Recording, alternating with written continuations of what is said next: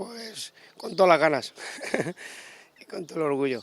Sí, no, la verdad es que no pedí permiso a nadie y no pensaba que pasaba nada. Bueno, no pasa nada, de hecho, no creo que pase nada ni nada, entonces no le pedí permiso a nadie, no. Esto, nada, mediodía lo pinté. Yo me dedico a la pintura también, entonces me ha costado un poquito menos que a cualquier otra persona. Yo solito, me he metido yo solito.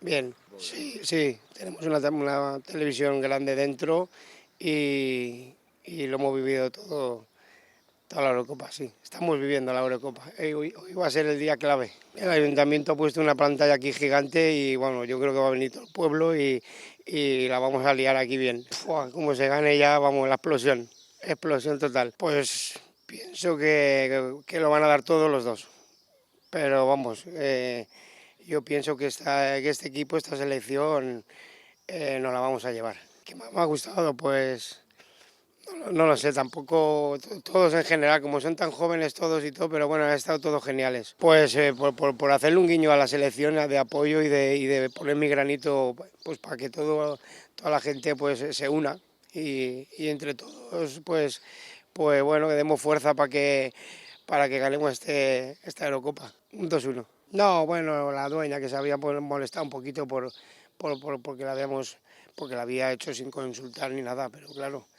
a lo mejor si lo hubiera consultado, pues no, pero bueno, yo lo he hecho pensando que no pasaba nada, vamos, tampoco creo que pueda llegar a pasar nada. Lo pinté otra vez un poquito mejor de lo que estaba. También lo he hecho por llamar la atención, por el negocio también y por España, claro, por esta selección y por todo, vamos.